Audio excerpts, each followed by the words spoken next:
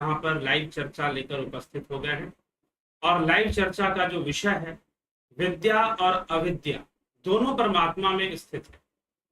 ऐसी बात यहाँ पर कही जा रही है कि विद्या और अविद्या दोनों परमात्मा में स्थित है।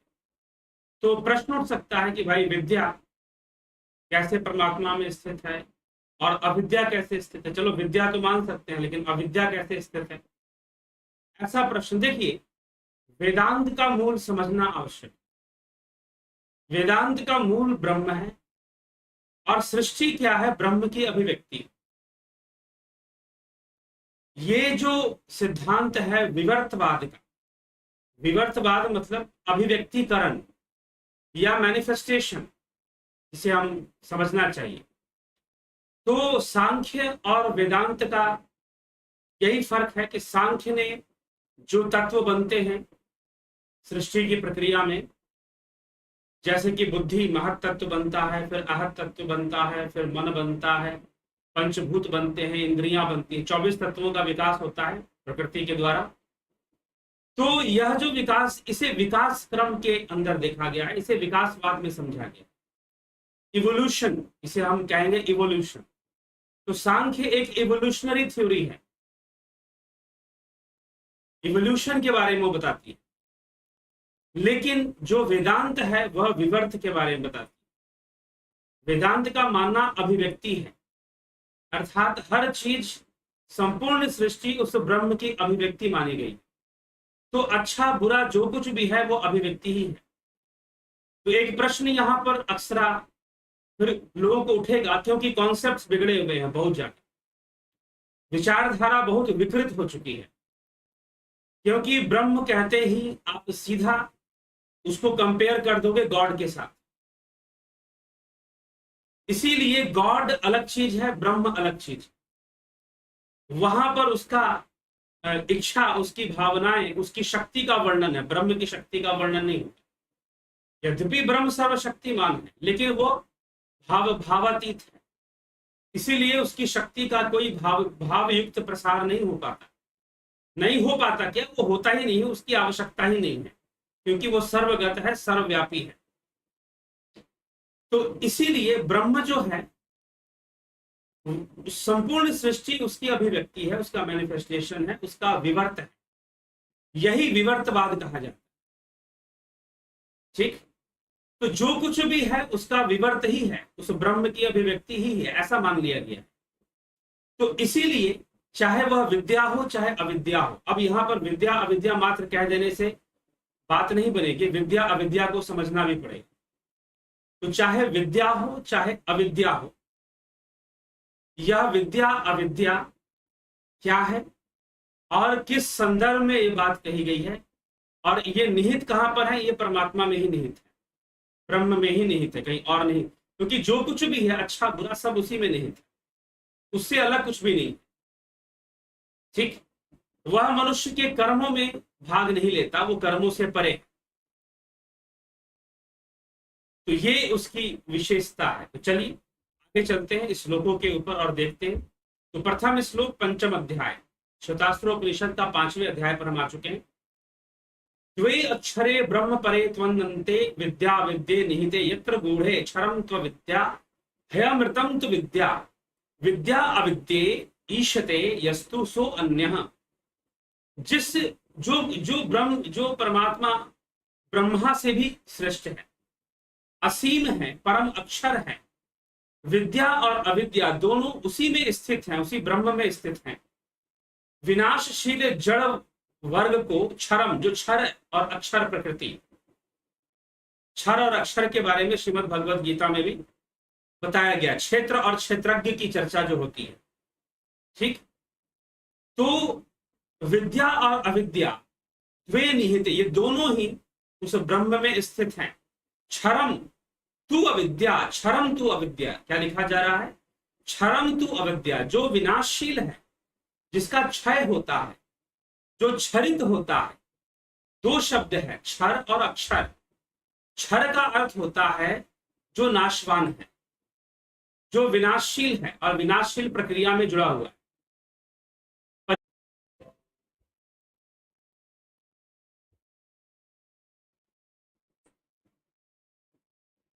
तो क्षरम क्या है? तो क्षरम को आप विनाशशील समझिए और अक्षर को अविनाशी समझिए, ऐसा यहां वर्णन मिल रहा है। तो क्षरम तू अविद्या, तू अमृतम ही विद्या। जो अमृत है, जो अविनाशी है, उसे विद्या नाम से समझो। विद्या विद्ये ईशते, उपयुक्त विद्या और अविद्या पर शासन करता है, वह ब्रह्म है, वही अमृत स्वरूप ही है। तो अब यहां पर दो तीन बातें समझाई जा रही हैं, दो तीन रहस्य उद्घाटन किए जा रहे हैं। सबसे पहला रहस्य क्या है कि क्षरम तु अविद्या, तू अमृतम विद्या। क्षरम तु अविद्या, तू अमृतम विद्या, अर्थात कि जो क्षरम है, जो नाशवान है, जो जड़ जगत है, जो इंद्रिय जगत है, उसे तुम अविद्या जानो। और जो अमृत है, अर्थात जो अविनाशी है, जो अविनाशी है, उसे तुम विद्या जानो। जो नाशवान है उसे अविद्या जानो, और जो अविनाशी है उसे तुम विद्या जानो। नाशवान को जानने की जो कलाएं हैं, जो बातें हैं, वो अविद्या का विषय है। इसीलिए बुद्धि अविद्या ग्रहण करती है। कैसे अविद्या ग्रहण करती है बुद्धि? बुद्धि इंद्रियों के माध्यम से अविद्या ग्रहण करती है। बुद्धि कैसे इंद्रियों के अविद्या ग्रहण करती है? तो इंद्रियों के माध्यम से अविद्या ग्रहण करती है बुद्धि, ठीक है। और जब बुद्धि इंद्रियों का निरोध कर देगी, इंद्रियों का निरोध हो जाएगा, तो बुद्धि फिर उस अविनाशी परमात्मा की ओर मुड़ जाएगी, वो पलट जाएगी, उसकी दिशा का परिवर्तन हो जाएगा, फिर वो विद्या ग्रहण करेगी। जब वो इंद्रियों के माध्यम से संसार को देखती है तो अविद्या का ग्रहण होता है, और जब वो इंद्रियों का निरोध हो जाने के बाद उस परमात्मा की ओर जब उसकी दृष्टि जाएगी, उस ओर जब वो हो जाएगी, तो वो विद्या ग्रहण करेगी। तो पराविद्या और विद्या का भी एक भेद है। तो पराविद्या और विद्या का भेद अलग है, ये विद्या और अविद्या की चर्चा है। तो इंद्रिय जगत, संपूर्ण इंद्रिय जगत अविद्या का विषय है, अविद्या का विषय है। और संपूर्ण जो सूक्ष्म जगत है, जो आत्मज्ञान का विषय है, जो ब्रह्म ज्ञान का विषय है, जो ध्यान योग का विषय है, वह सब विद्या का विषय है, क्योंकि वह ब्रह्म से मिलाने वाला है, वह आत्मा का साक्षात्कार कराने वाला है। इसीलिए यहां पर लिखा गया, क्षरम तु अविद्या, तू अमृतम ही विद्या, तू विद्या विद्ये ईशते, सह वह अन्य, ठीक है ना, सह अन्य। इस प्रकार से यहां लिखा जाए कि दूसरी बात ये समझ लेने की है। पहली बात तो ये कि दोनों का वास परमात्मा में है, लेकिन जो अविद्या है वह जड़ जगत है, वो क्षर जगत है, विनाशशील सृष्टि है, परिवर्तनशील, नित्य परिवर्तनशील जो दुनिया है, वह अविद्या का विषय है। और जो अमृतम, जो अविनाशी परमात्मा है, वह विद्या का विषय है, वह विद्या है, और ये जड़ जगत अविद्या है। अब लिखा जा रहा है, विद्या विद्यते, विद्या अविद्यते ईशते, अर्थात कि जो विद्या है वो अविद्या के ऊपर शासन करता है। क्योंकि विद्या सूक्ष्म जगत की बातें हो गई, विद्या जो है वो सूक्ष्म जगत का विषय हो गया, और अविद्या जो है वो जड़ जगत का विषय हो गया। तो जो विद्या है वो अविद्या के ऊपर शासन करता है, ऐसा कहा जाए। जो विद्या है वो अविद्या के ऊपर शासन करता है, ऐसा समझना चाहिए, ठीक है। ये इस श्लोक में स्पष्ट करने का प्रयास किया जाए। तो विद्या और अविद्या ही ये प्रथम विषय है पंचम अध्याय कि विद्या। अब इसी पर आधारित आगे की दूसरी विषयों पर भी चर्चा आगे बढ़ जाती है, जिसको हम आगे के व्याख्यानों में हम श्रवण करेंगे। तो आज जो है विद्या और अविद्या समझ ले, दोनों परमात्मा में निहित है। अविद्या क्या है? जड़ जगत, क्षर जगत, जो विनाशशील जगत है वह अविद्या है। जो अमृतम है, अर्थात जो मृत्यु के परे, जन्म मृत्यु से परे है, जो अविनाशी है, जो विनाशशील जगत है वह अविद्या है, और जो अविनाशी है वह विद्या है, जो अमृतम है वह विद्या है। अब ये कहा जा रहा है कि विद्या अविद्या पर शासन करता है, अर्थात विद्या अविद्या में क्या होने वाला है यह विद्या ही करता है। लेकिन मनुष्य अविद्या में फंस जाता है, विद्या में विद्या की ओर नहीं देख पाता। जैसे कि एक बार क्या हुआ कि परछाइयां बनती थी, एक गुफा के अंदर कुछ लोग थे, उनको बंदी बनाकर रखा गया था, और बंदी ऐसे बनाकर रखा गया था कि वो पीछे मुड़कर देख नहीं सकते थे, वो बस सामने ही देख सकते थे, और सामने एक बहुत बड़ी सी दीवार थी। अब होता क्या था कि पीछे से उस दीवार पर रोशनी आती थी और बहुत सारी परछाइयां बनती थी, कभी कभी बहुत सुंदर परछाइयां बनती थी। तो वो चारों कैदी उस परछाइयों को देखकर, दीवार पे बनने वाली जो शैडो थी, परछाई थी, उसको देखकर बड़ा खुश हो जाते, बड़ा प्रसन्न हो जाते। फिर कभी भयानक परछाइयां बनती, डरावनी परछाइयां बनती, तो डर जाते, भय में आ जाते, भयभीत हो जाते। तो ये उनके क्रियाकलाप थे। लेकिन वो हमेशा परछाइयां ही देखते थे, लेकिन परछाई बन कैसे रही है इससे उनको मतलब नहीं था। पीछे से रोशनी आती थी और उस रोशनी में अगर कोई आदमी गुजरा, कोई जानवर गुजरा, तो उसकी परछाई दीवार पे बन जाती थी। कोई स्त्री गुजरी, उसकी परछाई दीवार पे बन जाती थी, और वो लोग वही परछाइयों को देखते थे और उसी से खुश होते थे। कभी भयभीत होते थे, कभी खुश हो जाते थे, कभी प्रसन्न मुद्रा में हो जाते, कभी दुखी मुद्रा में चले जाते, दुखी अवस्था में चले जाते। ये उनका चलता रहता था। अब क्या करें? अब इतने में एक व्यक्ति जो था उसको लगा कि नहीं, मुझे कुछ और भी जानना है, बस यही सब कुछ नहीं है, क्योंकि इसकी तो सीमा है ना, इसकी तो सीमा है, इस दीवार की भी सीमा है, या अनंत तो है नहीं। वैसे ही सांसारिक सुखों की सीमा है। एक समय के बाद वो सांसारिक सुख हमें व्यर्थ लगने लग जाते हैं, हमें बोर करने लग जाते हैं, हमें उबाऊ लगने लग जाते हैं, और फिर समझ में आ जाता है कि कितना भी अत्यधिक सुखी होने का प्रयास कर लो, लेकिन सुखी हो पाना इतना सरल नहीं है, क्योंकि सुखी होने का रास्ता कहीं और है। सुखी होने का रास्ता इन इंद्रिय भोगों की ओर नहीं है, इनसे विमुख है। जैसे ही उसे ये बात समझ में आती है, वह दूसरी ओर अपनी यात्रा शुरू कर देता है, दूसरी ओर अपनी यात्रा शुरू कर देता है। वो अपने मुख को वहां से मोड़ना शुरू कर देता है, अपने डायरेक्शन को चेंज करना शुरू कर देता है। वैसे ही उन चार लोगों में से एक व्यक्ति को बात समझ में आने लगी कि भाई ये तो बोर हो रहे हैं, वही सारी चीजें, दृश्य दिखाई देते हैं बार बार, दूसरा कोई विकल्प तो है नहीं, वही सारी चीजें हैं। ठीक है, अगर मनुष्य, मान लीजिए कि एक आम आदमी की बात कर ले, जानवर की भी बात कर ले, आदमी की भी बात कर ले, क्योंकि जब तक धर्म नहीं है, जब तक योग नहीं है, तो आदमी भी पशु है। धर्मो ही तेषाम अधिको विशेषो धर्मेण हीना पशु भी समान। ठीक है, आहार निद्रा भय मैथुनम च सामान्य में तो पशु भी न रमान। आहार निद्रा भय मैथुन से तो सभी पशु ही हैं, पशु के समान ही हैं। तो आदमी करता है क्या, बताओ ना? यही चार चीजें तो करता है, आहार निद्रा भय मैथुन। अब इसी को बढ़िया से बढ़िया करने के चक्कर में पैसे खर्च करता है, पैसे कमाता है, लेकिन सीमा है। इसके अलावा कोई दूसरा भी आनंद हो सकता है क्या? आनंद का कोई दूसरा आयाम भी हो सकता है क्या? इसकी समझ उसको नहीं है। लेकिन जब वो इन सब चीजों से बोर हो जाता है, कहीं ना कहीं उसके मन में आ जाता है कि भाई कब तक चलेगा, वही बार बार मन वही बार बार ले जाता है, मन वही बार बार करने के लिए कहता है। तो फिर वो विचार करता है और अपनी दिशा को चेंज कर देता है, अपनी दिशा को मोड़ना शुरू करता है, धीरे धीरे, अचानक से तो नहीं मुड़ेगा। तो एक व्यक्ति जो था उन चारों में, वो समझ गया कि भाई ये कुछ करना चाहिए, कुछ तो अब पीछे मुड़ा जाए, अब पलटी मारी जाए, ठीक ना। इन आंखों से बाहर वो देख लिए, कभी भीतर देखना शुरू किया जाए। तो उसके मन में आया, तो उसने धीरे धीरे अपने हाथों का बंधन खोलना शुरू किया, कोशिश में लग गया।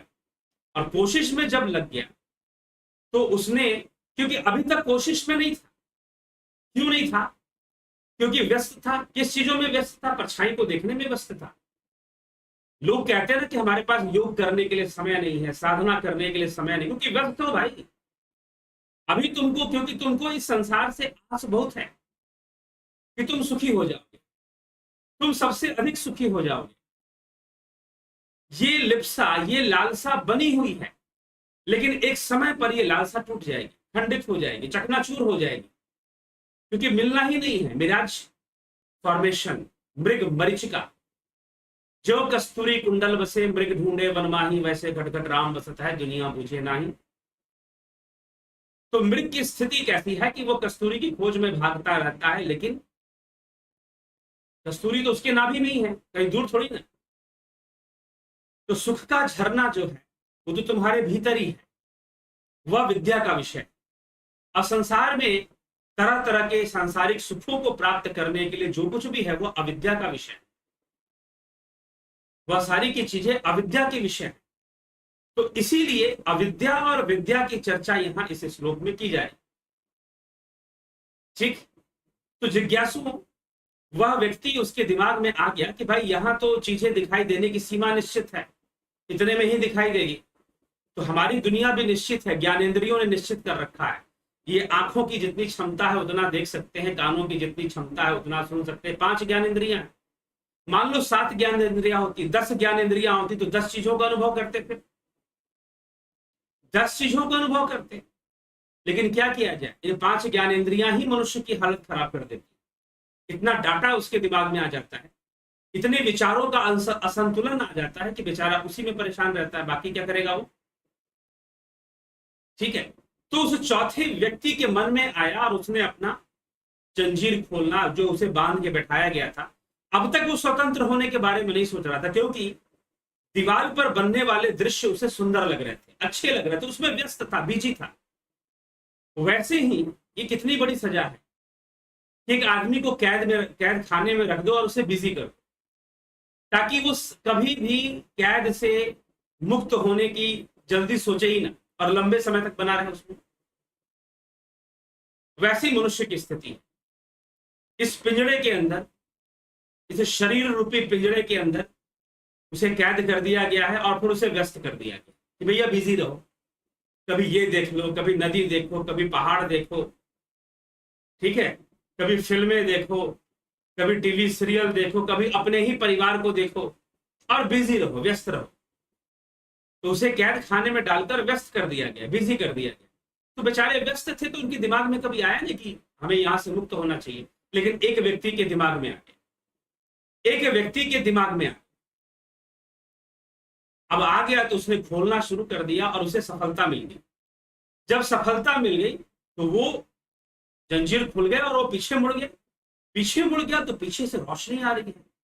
फिर देखता है कि ये कहां से रोशनी आ रही है, फिर और आगे बढ़ता है, पीछे की ओर और जाता है, जाता है, जाता है, देखता है कि ये तो बहुत बड़ा गुफा है जिसमें हम बंद हैं और ये गुफा का द्वार है।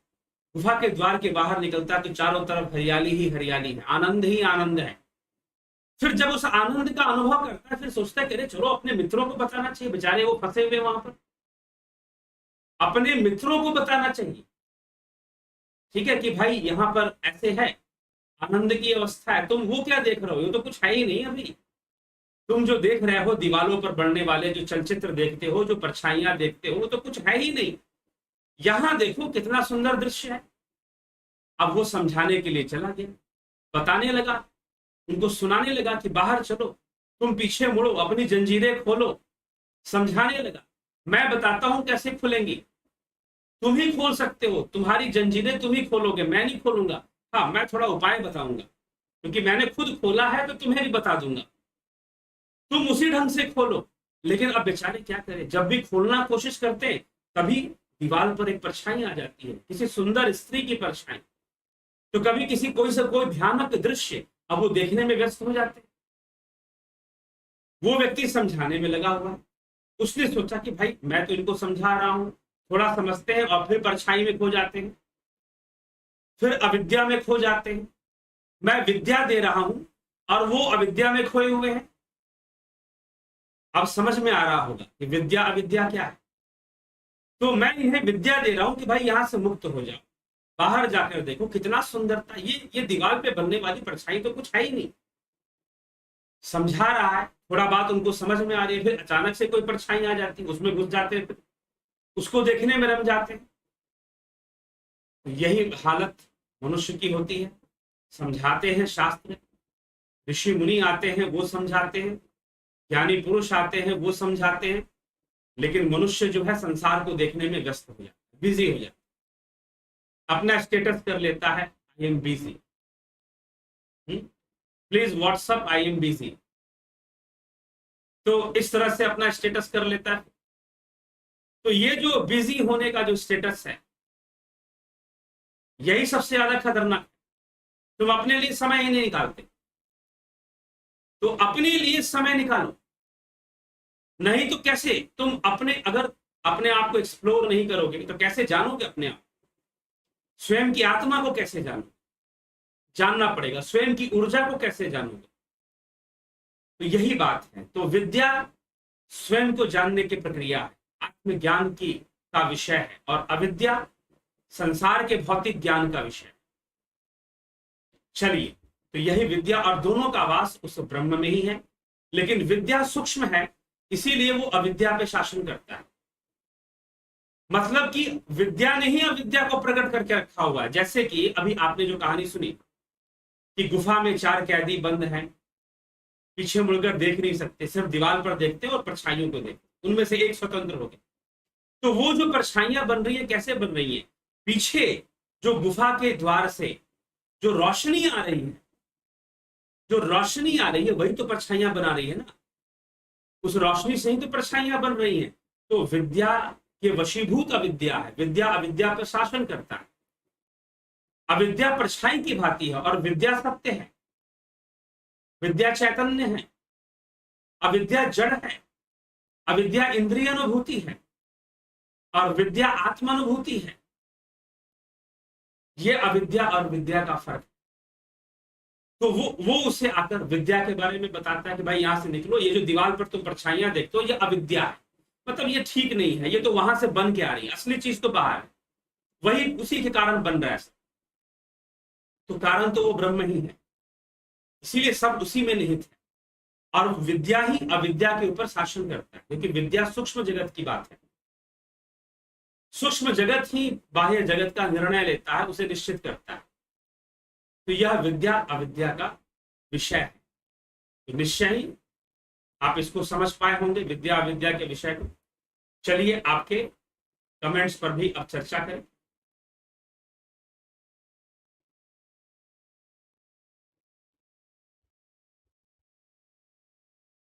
देखिए कौन क्या कहता है। अर्जुन श्रीवास्तव जी, जगत नारायण जी, विक्रम सिंह जी, राजू पाल जी, स्मिता सावंत जी, उषा श्रीवास्तव जी, अर्जुन चौहान, चितरंजन बरुआ, इंद्रजीत भरतलाल, इंद्रजीत गोपाल शर्मा जी, राम निवास बीना जी, एमपी जी, इंद्रजीत। तो इस प्रकार से चलिए, जय श्री कृष्ण।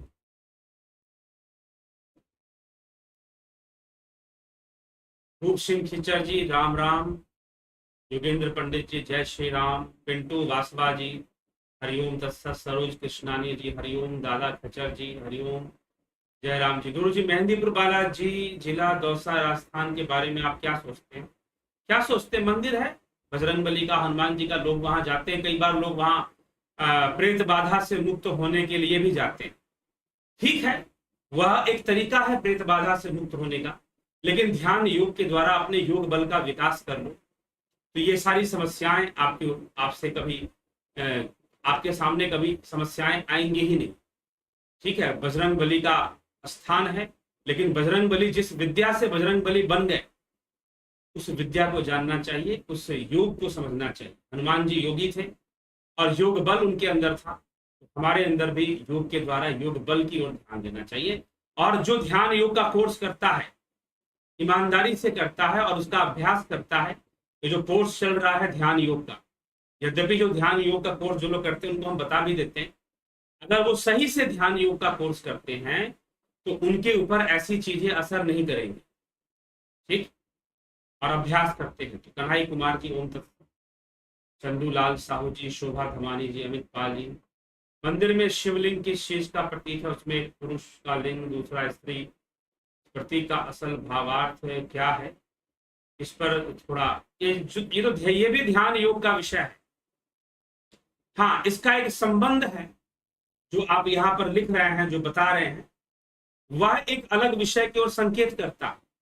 उसको समझने के लिए 1 घंटा तो कम से कम लगेगा, तो जो मेरे पास समय नहीं है। और रही बात ये चर्चा करने की, तो इस चर्चा के ऊपर तो हम पूरा कोर्स लेके आने वाले हैं। बाकी शिवलिंग का रहस्य क्या है, जो लोग ध्यान योग का कोर्स कंप्लीट करते हैं उनको बताया जाता है ओम पूर्ण, क्योंकि वो जो विषय साधना का, यह भी शिवलिंग भी साधना का विषय, तो जो विषय साधना का है वो साधना से ही समझा जा सकता है, वो बता देने से समझ में आएगा नहीं, अधूरा होगा वो, और कॉन्सेप्ट कुछ और क्रिएट हो जाएगा। जब प्रैक्टिकली आदमी समझता है तो निश्चय ही उसको बेहतर तरीके से समझ पाता है। योनि मुद्रा, योनि मुद्रा के बारे में जानते हैं आप अमृतपाल सिंह जी? योनि मुद्रा किसे कहते हैं? अभी कुछ दिनों पहले, ज्यादा दिन नहीं, मुझे लगता है कि हफ्ता या 10 दिन पहले योनि मुद्रा पर लाइव वीडियो हो चुकी है। ठीक है, अगर आप डेली सुनते हैं तो योनि मुद्रा पर चर्चा हो चुकी है। योनि मुद्रा किसे कहा गया है, कौन सी क्रिया को योनि मुद्रा कहा जाता है, क्या पता है आपको? आप पीछे जाइए, उपनिषदों में योनि मुद्रा का ही संकेत है वो शिवलिंग। किसका संकेत है? योनि मुद्रा का संकेत है। तो योनि मुद्रा किसे कहते हैं आप जानते हैं क्या? अगर जानते होते तो जो आपने यहां पर एक जो सेंटेंस लिखा है, पुरुष का लिंग और स्त्री की योनि, ये आप लिखते ही नहीं, क्योंकि योनि मुद्रा एक साधक की मुद्रा होती है। तो शिवलिंग जो है योनि मुद्रा का संकेत है। ठीक, तो उपनिषदों के अंदर योनि मुद्रा का वर्णन है। ध्यान योग का कोर्स कंप्लीट करने वाले लोग इस विषय को जानते हैं। ठीक, तो अब वो ध्यान योग की जो क्रियाएं हैं, जो चीजें हैं, वो ऐसी चीज तो है नहीं कि आपको आधे घंटे के अंदर में बता सकूं। पूरा महीने का कोर्स है भाई, पूरे महीने का कोर्स है। तो यह जो शिवलिंग है ये योनि मुद्रा का संकेत है। ठीक, चलिए आगे बढ़े। ज्योति दत्ता जी, रजनीश बर्फानी जी, बलवंत सिंह गोहिल जी, जीवच मंडल जी,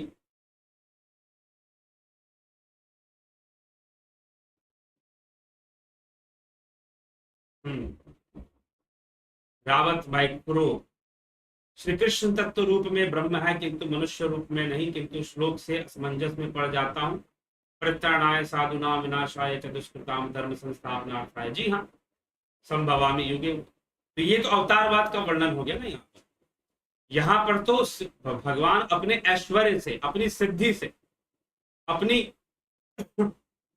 अपनी योग माया से वो अवतार लेते हैं, ये उसका वर्णन है धर्म की स्थापना के लिए, वो एक अलग विषय। ठीक, और भगवान का तत्व रूप तो ब्रह्म रूप है, वो अलग चीज है। दोनों की चर्चा भी अलग अलग। रोजी बहुत अच्छा चल रहा था, पर अभी अकारण पारिवारिक कलह होता है। मैं कई बार मरते मरते बचा।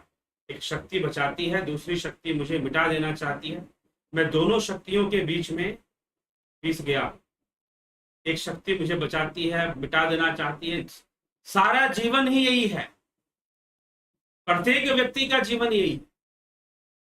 आप ही का जीवन नहीं है, प्रत्येक व्यक्ति के जीवन में यही है। एक शक्ति उसे मिटाना चाहती है, एक शक्ति उसे बचाना चाहती है। एक सृष्टि की शक्ति है, एक प्रलय की शक्ति है। इसी के बीच में जीवन चलता है भैया। यह सिर्फ आपके साथ है ऐसा नहीं है, प्रत्येक व्यक्ति का जीवन ही यही है। ये मत बोलिए कि मेरे ही जीवन में एक शक्ति मुझे मिटा देना चाहती है, एक शक्ति मुझे बना देना चाहती है। हर व्यक्ति के साथ यही है। एक पावर काम कर रही है जो इस देह को बनाए रखना चाहती है, और एक शक्ति काम कर रही है जो इस देह को खत्म करने में लगी हुई है। प्रत्येक जीव के साथ यही है। ठीक है, तो जो भी शरीरधारी है वो इसी संघर्ष में ही उसका जीवन है, और इसी संघर्ष में उसका संतुलन है। ओम तत्सत। एसके मिन्हास जी, महेश मकवाना जी, ब्रह्मरंध्र खुलने से क्या होगा? जहां पे ज्ञान विज्ञान विद्या अविद्या सब खत्म हो जाता है, तो समाधि का विषय। ठीक, इससे ब्रह्मरंध्र को क्यों जोड़ रहे हैं? गुरुदेव का शरण में प्रणाम। रेणु भंडारी जी, जयंती भाई पटेल जी, रेणु भंडारी जी, रेणु भंडारी, गोपाल शर्मा जी, बहुत बहुत गहरी अतुल्य तथा वैराग्य की ओर ले जाने वाली चर्चा। भारत भरत शबलानी जी, ओम तत्सत। वही है सोई जो राम रचि राखा, जी हाँ, काहू वो तरक बढ़ाऊ साखा, ठीक है ना। कर्म प्रधान विश्व रचि राखा, जो जस करे सो तस फल चाखा, ठीक। दोनों ही बातें राम ने रचा क्या है, कर्म को प्रधान कर कर इस विश्व को रच दिया है ब्रह्म ने, इसीलिए कहा गया हुई है सोई जो राम रचना। बाकी कर्म प्रधान विश्व रचि राखा, जो जस करे सो तस फल चाखा। चलिए,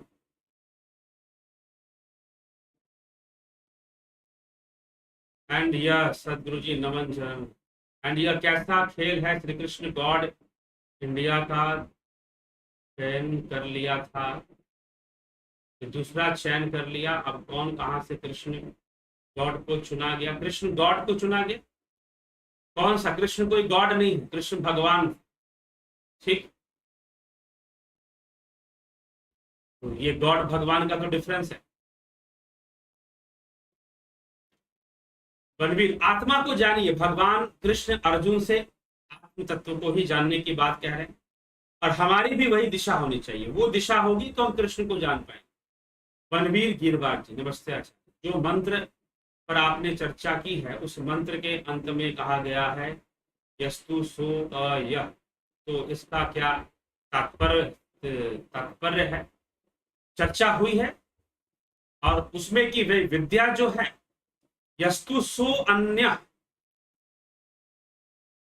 ठीक है, यस्तु सो अन्य की विद्या जो है वो अविद्या के ऊपर शासन करती है, विद्या तू यह विद्या विदे ईशते सह, वह जो है इन दोनों से भिन्न सर्वथा विलक्षण है, वह ब्रह्म के लिए कहा गया है, ठीक है जी, वह ब्रह्म के लिए कहा गया है कि वह जो ब्रह्म है वह तो इनसे भी विलक्षण है।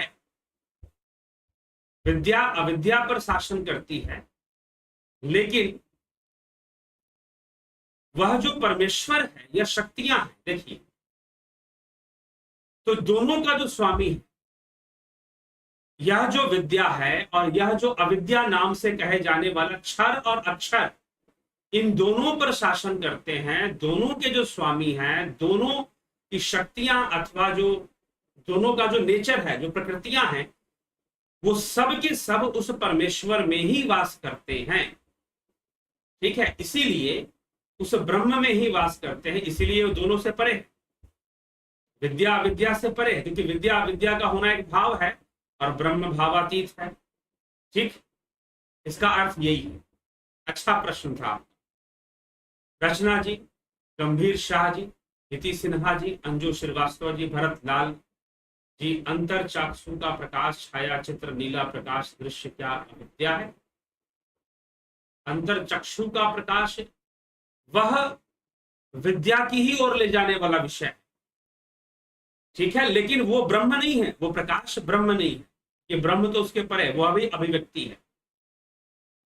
हम उसे विद्या का मार्ग कहेंगे, क्योंकि विद्या का मार्ग हमारा उद्देश्य सही होना चाहिए, जब उद्देश्य सही है तो विद्या का मार्ग है, उद्देश्य अगर हम अंतर्मुखी हैं तो वो विद्या का ही मार्ग है, अविद्या इंद्रियों का विषय है, तो अंतर चक्षु का जो प्रकाश दिखाई दे रहा है वह भी इंद्रियों का ही विषय है, बस अंतर इंद्रियां हो गई, अंतर्मुखी इंद्रियां हो गई, है वो भी इंद्रियां लेकिन अंतर्मुखी इंद्रियां हो गई, इसीलिए वह विद्या का विषय, ठीक।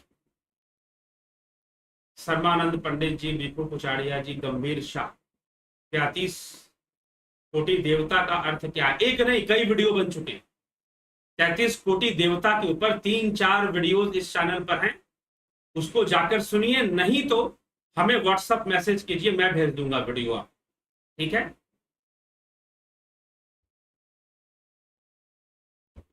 एक महीने के क्लास में कितने दिन क्लास चलता है, तो एक महीने का कोर्स है, एक महीने का क्लास नहीं है, क्या है, कोर्स है। आपको वीडियोस मिलती हैं, लगभग 28 वीडियोस मिलती है, 28 वीडियोस, तो अगर आप दिन के हिसाब से गिनेंगे तो एक वीडियो का एक दिन मान लीजिए आप, अगर दिन की गिनती गिननी है, नहीं तो सेट ऑफ टॉपिक पर वीडियोस होती है, जैसे कि निर्देशित साधना है, गाइडेड मेडिटेशन है, ट्रांसेंडेंटल है, हीलिंग है, प्रणव साधना है, तो उन टॉपिक्स के ऊपर क्लास चलती है, तो पहले प्रैक्टिस करवाई जाती है, फिर उसके ऊपर क्लास चलती है, तो लाइव क्लास चलती है फिर जूम ऐप पर या गूगल मीट पर, वो लाइव क्लासेस पर चलती है। ठीक है, तो ये कई बार बताया जा चुका है। पता नहीं आप डेली आते हैं तो रेगुलर लाइव में शायद नहीं रहते, इसलिए आपको ये पूछना पड़ता। ठीक, तो इस तरह से ये क्लासेस, तो टोटल लाइव क्लासेस चलती है 6, 5 से 6 लाइव क्लासेस जुपिटर मेंबरशिप जो ज्वाइन करते हैं उनके लिए। जो सन करते हैं उनके लिए 4 से 5, ज्यादा से ज्यादा 5, कम से कम 4 क्लासेस जरूर पड़ती है। अगर आवश्यकता लगता है कि और क्लास की जरूरत है तो किया जाता है, नहीं तो 4 क्लासेस चलती हैं ज्यादा से ज्यादा, अधिक से अधिक। ठीक है, 3 या 4 सन मेंबरशिप के लिए, 4 या 5 नहीं, 3 या 4, तो ये चीज है। तो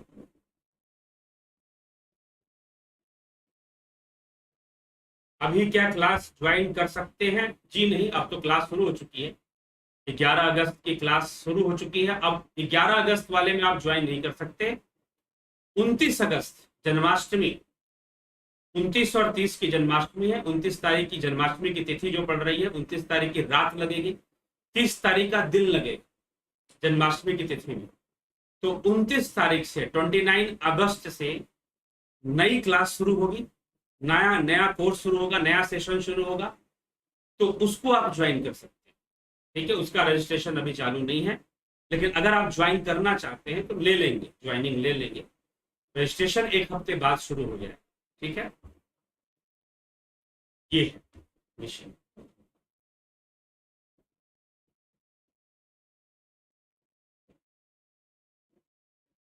चलिए ठीक है, तो विचारों को यहां विराम देंगे। जिज्ञासु आपसे विदा लेंगे। कल फिर 9 बजे चर्चा करने आपके समक्ष फिर से विषयों को आगे बढ़ाते हुए। श्वेतास्त्रोपनिषद का विषय अभी 2 अध्याय बाकी है, इसमें पंचम और छठा अध्याय, 4 अध्यायों पर चर्चा हम कर चुके हैं। ठीक, तो 2 अध्याय बाकी हैं, तो 2 अध्यायों की चर्चा आगे अभी होगी, उसकी चर्चा हम करेंगे। ठीक जी, देख लेते कुछ और लोग कुछ कहना चाहते। प्रणाम गुरुदेव। यजुर्वेद में एक ईश्वर को पूछने के लिए कहा गया है, एक ईश्वर को पूजने के लिए कहा गया है। प्रॉपर एक साथ वीडियो बना दीजिए। किस बात पर वीडियो बनाए? यजुर्वेद पर वीडियो बनाए, या फिर जो है कि एक ईश्वर को पूजने के लिए कहा गया है, ये इस पर वीडियो बनाए?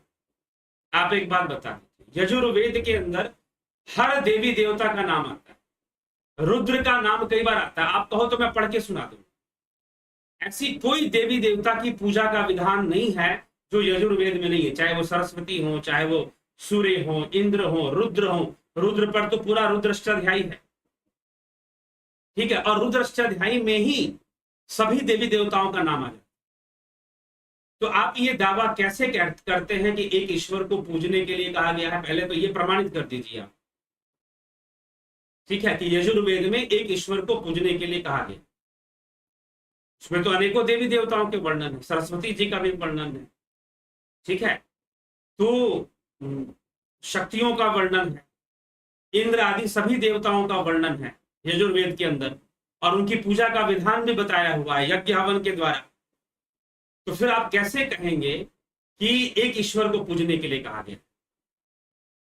आप एक श्लोक रखिए, मैं 4 श्लोक रख दूंगा कि भाई देखो इन देवताओं को पूजा करने के लिए बोला गया। ठीक है, तो फिर आप प्रमाणित कीजिए कि भाई नहीं, बाकी देवताओं की पूजा माना की गई है, एक ईश्वर को पूजने के लिए कहा गया। पहली बात, पूजा किसकी होती है? कितनी बार रिपीट करूंगा, कई बार बोल चुका हूं। पूजा किसकी होती है? पूजा देवी देवताओं की ही होती है भाई।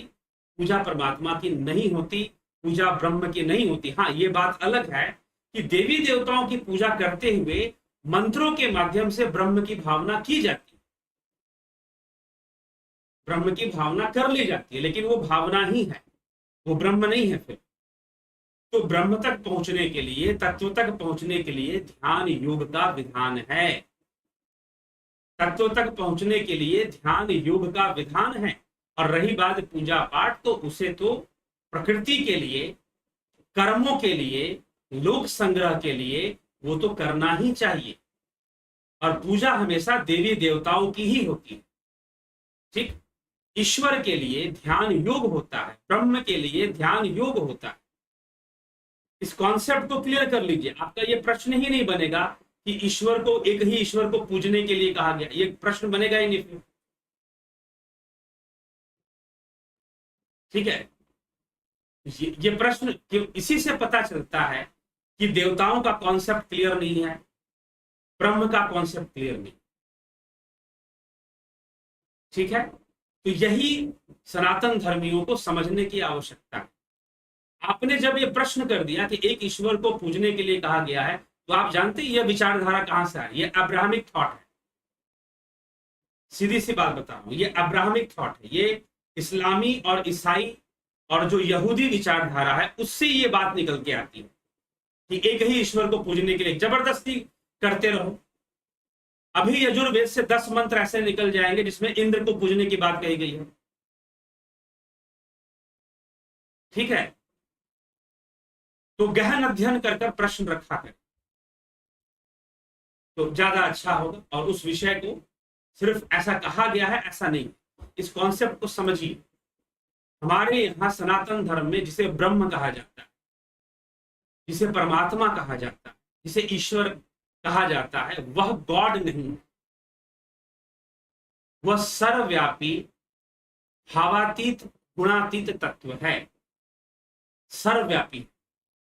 वह कोई आसमानी ताकत नहीं, वो हेवनली फादर नहीं, वो 7वें आसमान पर नहीं बैठा। ठीक है, वो सर्वव्यापी, सर्वगत, सर्वव्यापी, सर्वभूत गुहाशय, वो इस अवस्था में उसको बताया गया। और वह प्रकृति को प्रेरित करता है, आपको कुछ नहीं करता। आप पाप करेंगे जाओ करते रहो, आप पुण्य करेंगे जाओ करते रहो। कौन संभालने वाला है? प्रकृति संभालती है। श्री कृष्ण भगवान अभी गीता में इसकी व्याख्या करते कि प्रकृति ही संभालती है सारी चीजों में, आपके पाप और पुण्य को, और आपके पाप पुण्य के फल भी वही देने वाली है, समय आने पर देती भी जरूर है। ठीक है, लेकिन जब आप अब्राहमिक थॉट में चले जाएंगे तो सब कुछ वो आसमानी ताकत करता है, जिसको वो हेवनली फादर कहते हैं, या फिर जो भी कहें।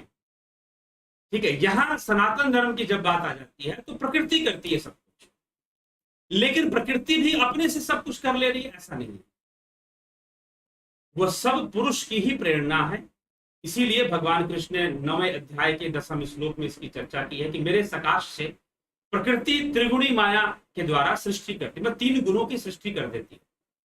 अब 3 गुणों के वशीभूत कोई पाप करेगा, 3 गुणों के वशीभूत कोई पुण्य करेगा, इसमें ईश्वर का कोई हस्तक्षेप नहीं है, कोई हस्तक्षेप नहीं है। वो दंड देने भी नहीं आता किसी को इनाम देने भी नहीं आता, ना वो किसी को दंड देता है ना किसी को इनाम देता है। ठीक, तो यजुर्वेद में एक ईश्वर को पूजने के लिए कहा गया है। कैसे कह रहे हैं? थोड़ा सा मंत्रों का अध्ययन कीजिए यजुर्वेद के, आपको मिल जाएगा कि यजुर्वेद में इंद्र को पूजने की बात है, गणेश जी के मंत्र हैं, गणपति के मंत्र हैं। ठीक है, तो इस तरह से समझना पड़ेगा। देवता उस ब्रह्म की ही अभिव्यक्तियां हैं, देवता भी उस ब्रह्म की ही अभिव्यक्ति है, जो देने वाले हैं। देवताओं का कॉन्सेप्ट कई बार इस चैनल पर क्लियर हुआ है, पीछे के वीडियोस में आप जाएंगे, 84 ये जो 33 करोड़ देवी देवताओं के ऊपर 2-2 वीडियोस, जिसको चाहिए वो जरूर व्हाट्सएप मैसेज करे और उसको सुन ले, सारी धारणाएं कट जाएंगी। जो लोग कहते हैं ना कि 33 कोटि देवी देवता होते हैं, गलत है बिल्कुल। देवता तो अनेकों हो सकते हैं, 33 करोड़ क्या हो सकते हैं? आप 33 करोड़ नहीं, 3300 करोड़ गिन लो, हो सकते हैं देवता, इतने क्यों नहीं हो सकते? देवताओं की कोई गिनती है ही नहीं, क्योंकि देवता गिनने का विषय ही नहीं है। देवता तो एक कॉन्सेप्ट है भाई, तुम्हारे माता पिता भी देवता हैं। जो उस कसौटी पर खरा उतरेगा वो देवता है, बात खत्म। ठीक, तो पूजा किसकी होती है? देवताओं की ही पूजा होती है, ना कि ब्रह्म की पूजा होती। ब्रह्म को जानना है तो ध्यान योग करना, ये हमें समझना। ठीक है, तो चलिए हम इस पर चर्चा करेंगे। ईशावास्योपनिषद श्लोक, कौन से श्लोक में बताइए? ईशावास्य उपनिषद श्लोक 9 में विद्या अविद्या अलग, परिवेश अलग होगा। यहां भी तो विद्या विद्या अलग ही है भाई, यहां कौन सा विद्या विद्या एक बताया जा रहा है, बताइए। यहां विद्या अविद्या अलग कहां एक कहां बताया जा रहा है, ठीक है। अविद्या जो है वो जड़ तत्व का विषय है, जड़ का विषय है, इंद्रिय विषय है। और जो विद्या है वह जो है किसका विषय है, विद्या आपका अंतर्मुखी अविनाशी तत्व को जानने का विषय। तो विद्या और विद्या के बारे में चर्चा जो है वो तो हो ही रखी है, और वैसी ही चर्चा है। अलग क्या चर्चा है, अलग शब्द हो सकते हैं, अलग परिवेश हो सकता है, तो जो जैसा परिवेश होगा उसके ढंग से बताए। तो यहाँ पर उपनिषदों में कई विषय हैं जो रिपीट हो चुके हैं, एक जैसे विषय। श्लोकों के अंदर कठोपनिषद का विषय आपको तैत्तिरीयोपनिषद में आके मिल जाएगा। मांडुक्य उपनिषद का विषय भी तैत्तिरीयों में मिल जाता है कि आत्मा ही ब्रह्म है, इस प्रकार से। और तैत्तिरीय उपनिषद के अपने, लेकिन कहने का जो तरीका होता है, जो बातों को रखने का तरीका होता है, उसमें भेद हो सकता है, अर्थ अलग नहीं हो सकता, ठीक। इसको समझे। तो जो 9वां श्लोक है, कौन से श्लोक की चर्चा कह रहे हैं, 9वें श्लोक के अंदर ईशावास्य उपनिषद श्लोक संख्या 9। चलिए ठीक है, देख लेते। अंधा तमा प्रविशन्ति ये अविद्यामुपासते ततो भूया ईवते तमो या उ विद्यायाम रता। जो मनुष्य अविद्या की उपासना करते हैं, अज्ञान स्वरूप घोर अंधकार में प्रवेश करते हैं, जो मनुष्य विद्या में रत रहते हैं, ज्ञान के मिथ्याभिमान में मत हैं, उससे भी मानो अधिकतर अंधकार में चले जाते हैं। जी हाँ, ठीक है। जिनको यहाँ पर अहंकार, यहाँ इसका विषय क्या है, अहंकार इसका विषय है। तो जो मनुष्य यहाँ पर अविद्या कहा गया है, अविद्या विद्या को लिया गया है, जो मनुष्य भोगों में आसक्त रहते हैं, अत्यंत भोगों में आसक्त हैं, अविद्या में आसक्त हैं, इंद्रिय भोगों में आसक्त हैं, लेकिन जो सांसारिक विद्या को प्राप्त कर कर अहंकार कर लेते हैं, अत्यधिक अहंकार में पड़े रहते हैं, तो वह भी उस तत्व को नहीं जान पाते, उस ब्रह्म को नहीं जानते, ठीक है। तो ये यहां पर समझाया गया, ये एक अलग चर्चा है। आपसे मैं कहूंगा कि क्योंकि ये एक श्लोक में चर्चा नहीं है, ठीक है, आप हमारे प्लेलिस्ट पे जाइए ईशावास्य उपनिषद पर, इसकी बहुत अच्छी चर्चा की गई है। वहां पर एक श्लोक नहीं, कई श्लोकों में चर्चा की गई। ये जो प्रक्रिया ईशावास्य उपनिषद में वर्णित है, कई श्लोकों में वर्णित है। तो इसीलिए ईशावास्य उपनिषद के प्लेलिस्ट पर जाइए, आपको मिल जाए अच्छे से व्याख्या, क्योंकि अभी इसकी और अच्छे से व्याख्या करने के लिए और समय चाहिए। चलिए, तो इसीलिए उपनिषद सुनिए। उपनिषद की सारी प्लेलिस्ट बनी हुई है, श्वेतास्त्र उपनिषद की नहीं बनी है अभी, बाकी सारे उपनिषदों की बन चुकी है। ईशावास्य उपनिषद हो, केन उपनिषद हो, प्रश्न उपनिषद हो, तैत्तिरीय उपनिषद, ऐतरेय उपनिषद, मांडुक्य उपनिषद, कठोपनिषद, सबकी प्लेलिस्ट बनी हुई है, उस पर जाकर आप उसका लाभ जरूर उठाइए, ठीक है।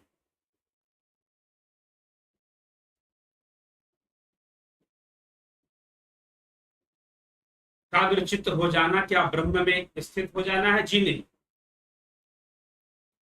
एकाग्रता से परे है ध्यान।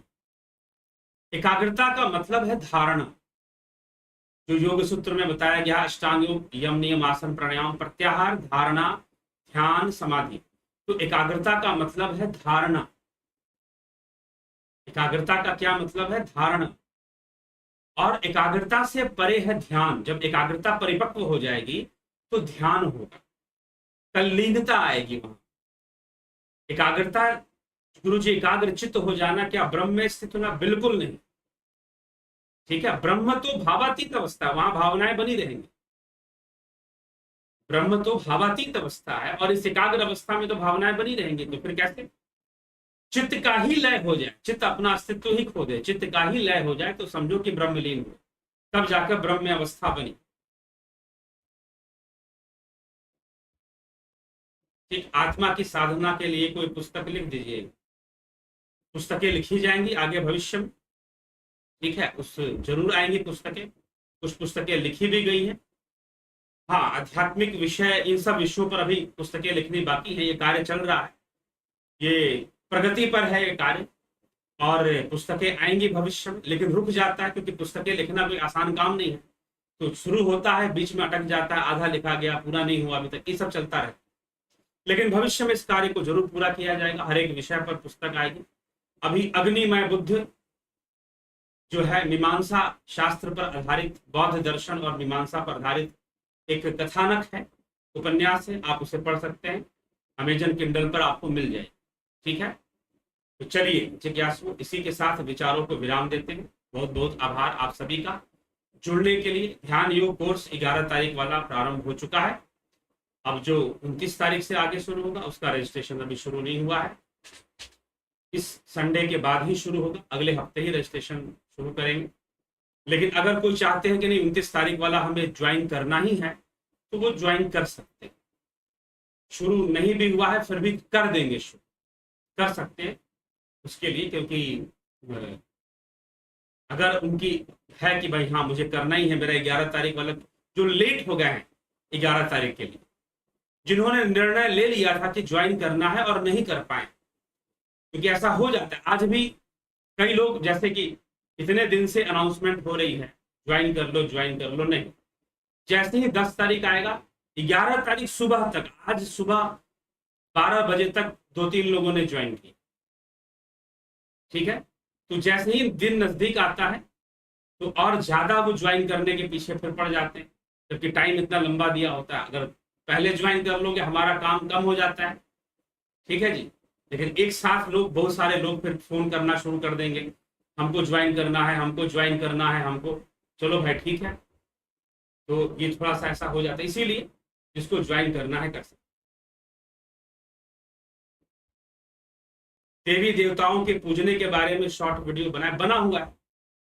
ठीक है ना, वीडियो ही पूरी अच्छे से बनेगी। शॉर्ट वीडियो में क्या समझ में आएगा, आप पूरा वीडियो देखिए, उसमें आपको मिल जाएगा, विषय अच्छे से समझाया है। इन सब विषयों को समय देंगे तभी समझ में आएगा। आप इनको समय देंगे, जिस चीज के प्रति आप अपना कर्म करेंगे वो चीज आपके प्रति कर्म करना शुरू कर देंगे। आप अध्यात्म को समय देंगे, अध्यात्म आपको समय देना शुरू कर देगा। नहीं तो हर चीज अगर शॉर्टकट में चाहेंगे तो वो चीज भी, प्रतिक्रिया भी शॉर्टकट में ही आएगी, फिर रिएक्शन भी शॉर्टकट में ही आने वाला है। आप औपचारिकता करोगे, भगवान की पूजा में औपचारिकता करोगे तो वो भी औपचारिकता कर देगा, फिर बोलोगे भगवान की कृपा ही नहीं होती है। कहां से कृपा होगी, औपचारिकता से कृपा थोड़ी ना होगी, लगना पड़ेगा, करना पड़ेगा। तो शॉर्ट के चक्कर, जिनको समझना है कुछ, वो शॉर्ट के चक्कर में ना। शॉर्ट वीडियोस तो बस एक छोटा सा कोई संदेश बोल दिया 1 मिनट के अंदर, उतना ही हो सकता है उसमें, उससे ज्यादा क्या हो सकता है। छोटा सा कोई एक संदेश दे दिया। अब जितना अभी मैंने आपको देवताओं के बारे में बोल दिया वो तो शॉर्ट में पॉसिबल नहीं है कभी भी। तो आप शॉर्ट की डिमांड ही मत करो, शॉर्ट में क्या बोला जाए। ठीक है, तो चलिए इसी के साथ विराम देते हैं। बहुत बहुत आभार आप सभी का जुड़े रहने के लिए, चर्चा को आगे बढ़ाने के लिए।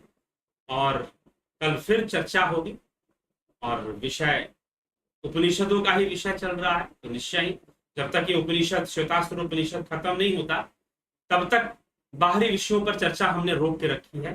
कई विषय हैं जो लोग पूछते हैं, कई युवा भी हैं जो अपने कैरियर के बारे में और कई तरह की चीजों के बारे में पूछते हैं, तो उन सब विषयों पर भी चर्चा आगे भविष्य में होगी। तो जुड़े रहें, बने रहें, जीवन को जीते रहें और सीखते रहें कि जीवन को कैसे आगे जीना है, बेहतर तरीके से कैसे जीना है। इस पर हम विचार करते रहें, खुद प्रेरित होते रहें और दूसरों को भी प्रेरित करते रहें। खुद सकारात्मकता को हम ग्रहण करते रहें और सकारात्मकता को फैलाते भी रहें। ठीक है, तो चलिए इसी के साथ विदा लेते हैं आप सभी से और विश्राम देते हैं। इस कार्यक्रम को कल फिर 9 बजे उपस्थित होंगे, लाइव चर्चा का कार्यक्रम लेकर।